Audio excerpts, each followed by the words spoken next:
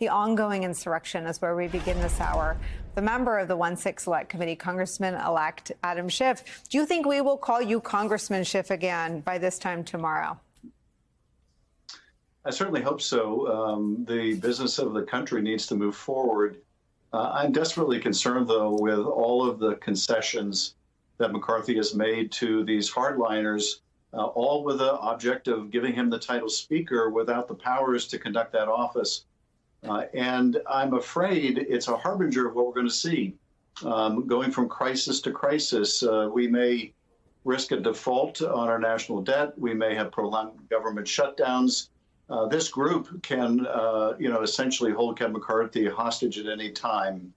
And so I'm worried what it means for the country's future that there is such disarray within the Republican Party. But you're exactly right, Nicole. Kevin McCarthy is reaping what he sowed. When he supported voting against certifying the last election, when he resurrected Donald Trump, when he really catered to this extreme element in the GOP.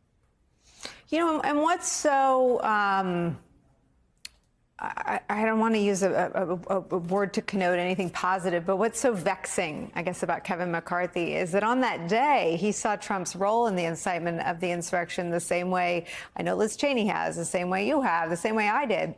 And what seems to have done so much damage to the body and to democracy by extension is the contortion around it. Do you have a preference or do you have a view on whether or not are you rooting for him to continue to whip the vote? Do you have a position on who becomes the Republican leader and then the Speaker? You know, I would like it at the end of the day to be someone decent, someone who has a core set of values, and that shouldn't be too much to ask. I think in Kevin McCarthy's case, that is too much to ask. And so I hope it is someone else. I think there are other people that the Republican Party could coalesce around, that even though I would disagree strongly with them on issues, at least they would be people that could be trusted, by their own members and hopefully by Democrats if they earn that trust. But I don't think that's Kevin McCarthy. I'm a firm believer that we need at least two functional parties in the country. We don't have that at the moment. We have only one functional party. But I would like to see the Republican Party return to its roots of a party of a conservative ideology. Frankly, I'd be happy if it became a party of any ideology. But right now, it's led by these chaos agents, and that just doesn't portend well for the next 2 years. What image of the country has been transmitted to sort of the streams of information and intelligence being gobbled up by our adversaries this week? What do they see as our ongoing vulnerabilities and weaknesses in our democracy? Well, Nicole, I can only imagine, because one of the outcomes of this lack of a speakership, lack of being sworn in, is members can't go get classified briefings on exactly that. But given what we've seen in the past, given what we know of how foreign powers exploited our tragedy of January 6th, how they pushed out those images, how they used it, how China, for example, used it to make the case that democracy doesn't work, that it's brittle, that it can't adapt to the times, that the China model was somehow to be preferred. China model is dictatorship. It's totalitarianism. That is not an alternative. But the more that our adversaries can showcase American governmental dysfunction, the harder it is for us to promote democracy abroad when we are exhibiting such shortcomings at home. It's been moving for all of us to be at the Capitol today on the anniversary of January 6th. It has reminded me of one of the very strong emotions I had that day, which was in thinking about how the rest of the world was viewing America and our democracy, and how much the very idea of our country was being lost. And I felt that way again today, and not just because it was the anniversary, but because of what I was witnessing on the House floor. On this anniversary, we had a chance to speak to Officer Harry Dunn, who won the civilian medal today from the president. And he noted the amount of time it's taken for any accountability in our judicial system for Donald Trump and his inner circle.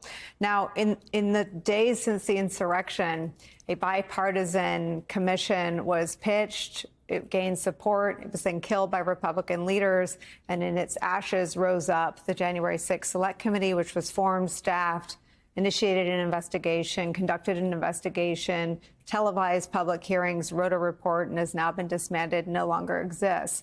Why hasn't there been any action from the Department of Justice in the time that all of that was able to transpire in terms of holding Donald Trump and his inner circle legally, criminally accountable?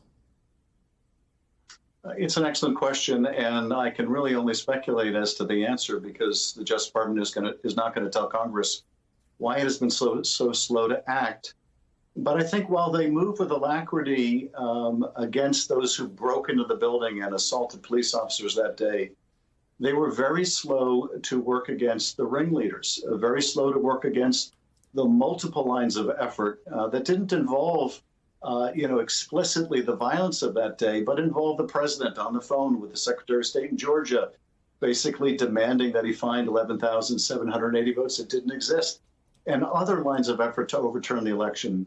There's no reason why Congress should have finished its investigation before the Justice Department that can move so much more quickly, that can enforce its subpoenas so much more easily than we can. But I do think that the caution of the department is in part a response to Bill Barr's terrible politicization of the department and a desire to avoid controversy and to move away from any suggestion that it was following that terrible model. But taken to an extreme, that caution becomes a form of immunity for the former president and his enablers. And that, to me, is the far greater danger to our democracy at this point. Yes, prosecuting a former president is unprecedented, but so were the crimes committed by this former president. And not prosecuting when the evidence supports it is, I think, the far greater danger to the country. The committee members, four of your former committee members, are no longer in the body. Congresswoman Elaine Luria is one of them. She just said that she's ready to be investigated. You have triggered the insurrection adjacent right for years since leading the first impeachment. And that was a role reversal. I'm old enough to remember a time in politics when Republicans sought your insights on foreign policy questions and national security matters. What are you preparing for as Kevin McCarthy has just given away the keys to, I don't know if we still call it a kingdom, I guess we do, out of reverence to the institution, and they're gunning for you to investigate you? Yeah, well, I know Kevin McCarthy, one of his first concessions to the right was to promise to remove me from the Intelligence Committee. They want to, I think, try to neuter any vigorous oversight of what they do, anyone who will stand up to Trump and to his enablers in the Congress and outside the Congress. But frankly, I'm far more concerned not about what they do with my, service on the Intelligence Committee, but rather what they do in 2 years from now if we have another close election. The last one really wasn't that close, but if it comes down to a single state next time, and it comes down to an interpretation of the Electoral Count Act, or they succeed in getting a state legislature to certify a slate that lost in the state with a, sort of unilateral and bogus declaration of fraud. That's what worries me. That's what should worry all Americans. I will be prepared for whatever they come after me with. It can't be worse than what Donald Trump tried.